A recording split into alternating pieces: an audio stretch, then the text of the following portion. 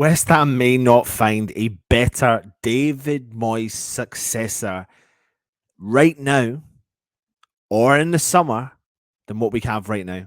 Graham Potter is available after the shock Chelsea sacking. I don't really know if it was such a shock, if I'm being brutally honest, but he is out the door at Chelsea, and West Ham may not get a better opportunity to appoint a David Moyes successor at the end of the season now that he is available after his sacking at Chelsea. Welcome back to the West Ham Network. I'm Anton. This is your rant, I suppose you could say. I'm ranting. I'm having a little rant about the whole Graham Potter and the managerial situation at West Ham. So if you're new around here, please hit that subscribe button, hit the thumbs up, and of course, leave a comment. And also, just to remind you, we did the 24-hour stream the other night. So it's Bring a Quid campaign. If you're going to the game against Newcastle, then please make sure you carry £1, put it in the Iron Support and Food Banks buckets, and if you can't do that, then donate on the link that will be in the chat also. But like I said, West Ham have endured a rather disappointing Premier League campaign this season. I don't need me to tell you that again, but it's true.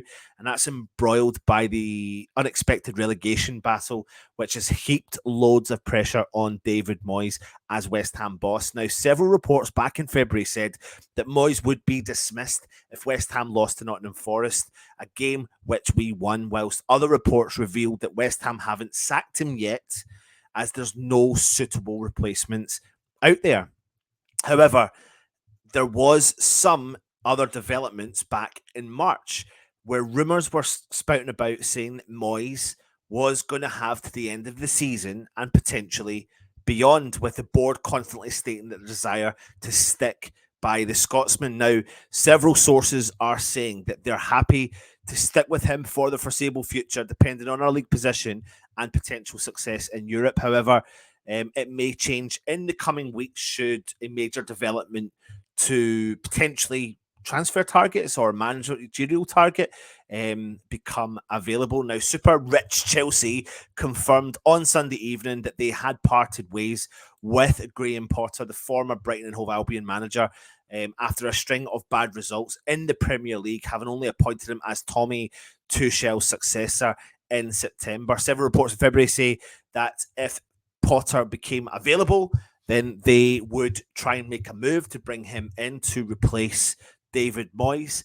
But it looks like we're going to be stuck with Moyes for the time being, because reports are suggesting that Leicester have made an offer or an approach to bring Potter in there, but it's rumoured to be saying that Potter is ready to sit tight and hold off and take a break from football, probably to the end of the season, where the summer he'll probably get a whole host of clubs coming for him. Now, given Potter's bad spell at West London, that might deter or not deter potential suitors from attempting to appoint him for next season. And given the decline seen throughout the club on the pitch this season, it seems as if a managerial change could be in the offing this summer. Now, West Ham fans certainly won't mind that.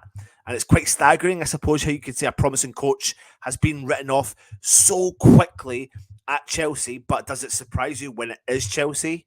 Now, operating on a shoestring budget, Potter guided Brighton to a 9th place finish last season, and his side scoring as well as 2 top-flight safety campaigns in previous 2 years. And he has gained an attractive style and brand of football, whilst also significantly improving the players at his disposal. And he could be one of the ideal men that could replace David Moyes in the summer. The situation is clubs are touting around looking for managers and who will be after him. You've got Brendan Rodgers being sacked or leaving by mutual consent from the Leicester City, and they are now, like I said earlier on, touting around and sniffing around Graham Potter to see if he could come in. But what can Graham Potter bring to a club like West Ham? With his appointment to the manager role at Chelsea, Potter completed an astonishing rise through the game. He studied football while working with Leeds Metropolitan University. He went to Sweden, where he took a 4th-tier team and took them all the way to the first division and into the Europa League, where he enjoyed famous wins over Arsenal and Galatasaray. And he then caught the eye of Swansea City, who appointed him as a manager back in 2018. But it was his success at Brighton between 2019 and 2022, which earned him that role at Chelsea. In his third season at Brighton, he guided Brighton to the highest ever top flight finish when they came ninth, and he departed them with the club fourth in the Premier League back in 2023 when he left to go to Chelsea, who were two places, and there were two places above Chelsea at the time.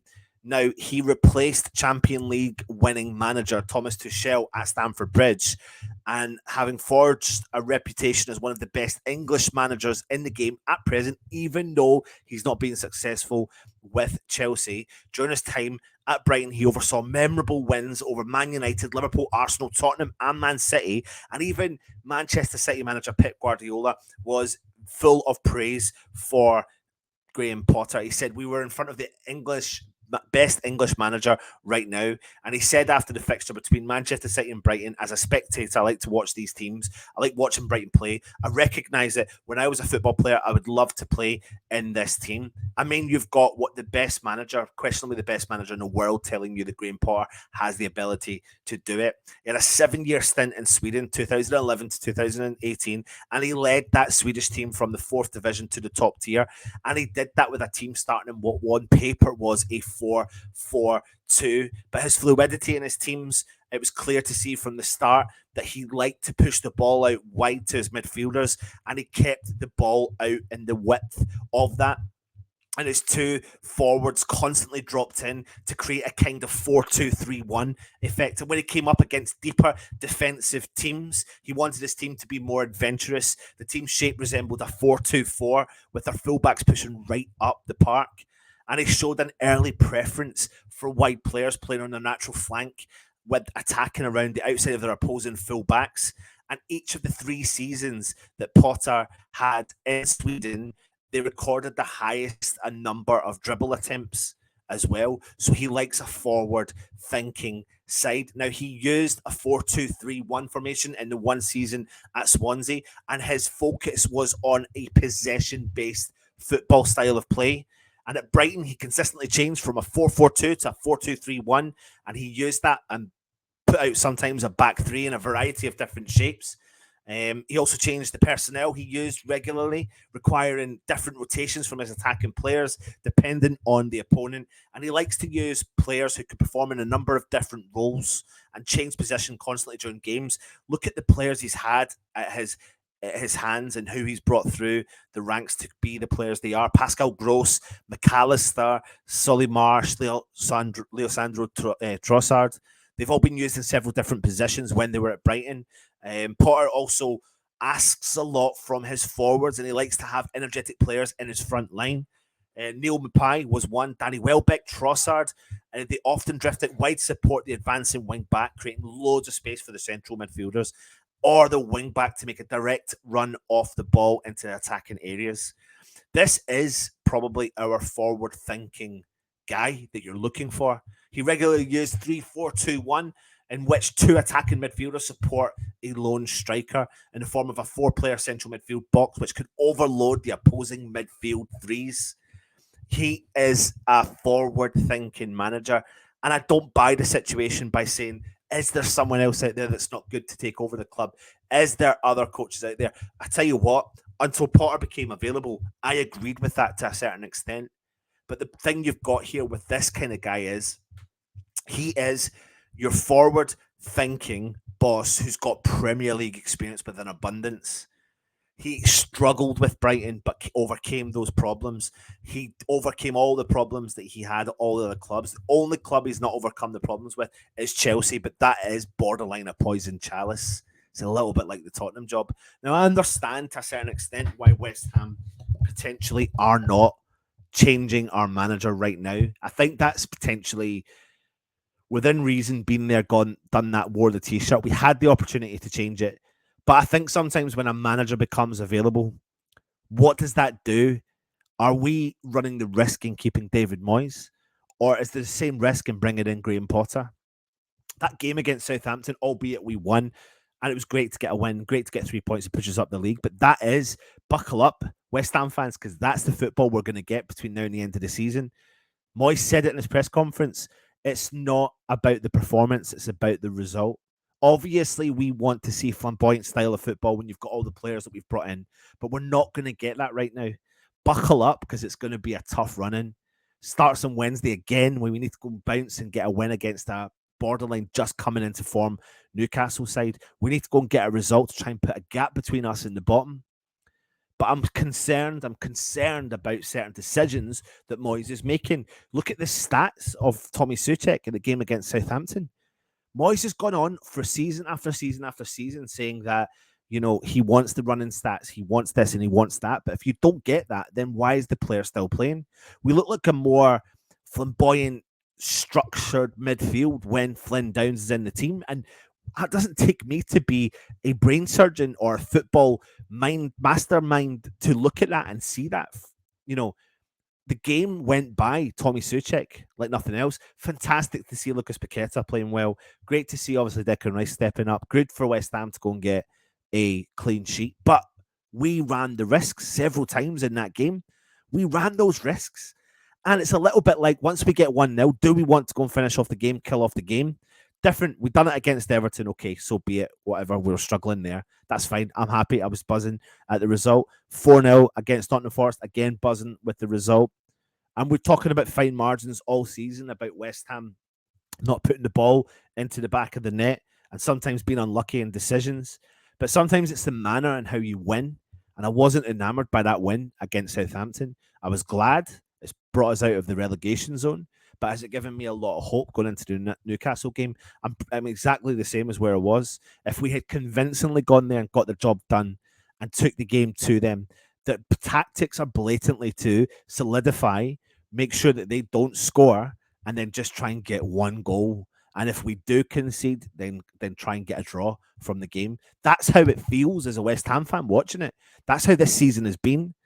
Now it's becoming very clear as a West Ham fan as a fan who supported Moyes up until 3 or 4 weeks ago, that's what we are left with. This is what we're going to achieve. This is why I think if Potter's made the decision that he's going to take the break this summer, so be it. But we need to go hell for leather to get someone of the Potter caliber. I heard Russ earlier on saying that, Potter, and I get what people think. Some people are not a fan of Potter. They think that he's maybe overachieved or what has he really done in football? But he's been recognised for doing a job that he done on a shoestring budget and getting the best out of these teams, and the style of football that they play is very, very good. Albeit their expected goals return when he was at Brighton wasn't fantastic. Chelsea's a different ballgame. You've got so much money. That's a ridiculous amount of money that he got to spend. And these players are going to take time to bed into it. But at every opportunity when he was at Brighton, Brighton attempted to lock the ball wide, and their centre forwards would press the ball from behind, covering their runs outwards to stop their opponent from recycling the play through any means possible. And that helped Brighton's wide players engage the ball with pressure coming from several different angles. And the players on the far side then narrowed aggressively to make the pitch as small as possible to help the team press. And they got the plaudits that they deserved. Potter got the plaudits he deserved. And it's no surprise to see them get that chance that he got at Chelsea, but it's also no surprise to see that they've already sacked him because just that's what they do. But now there is a manager, now there is a coach, now there is a football coach who's got a reputable and a very good CV in football available. And for me, it's now or never, because I don't know if we wait to the summer, can we persuade a Graham Potter to come to West Ham? Because come the summer, there's going to be more clubs looking for new managers. Crystal Palace aren't going to I'm not saying Crystal Palace in terms of West Ham, but they're not going to stick by Roy Hodgson long term. Who are Leicester going to get in? Are they going to go for someone in the short term on the basis that they'll go look at a new manager long term? Tottenham as well. And there's going to be more teams looking at it. Potter may look abroad. He's been abroad before. He's been very successful abroad. He may do it again. He's young enough to be able to do that. But maybe he's the sort of guy that looks at a project like West Ham. He's the perfect fit for the project for West Ham. We've just gone through it, or are going through a transition. We're about to go through another transition in the summer. And if we're going to back this manager, whoever our manager will be, in this summer, this is the right guy to do it. Give him the freedom, give him the pass, give him the the checkbook and let him do what he needs to do. Let him build the club up from the bottom up to the top. That's what we lack.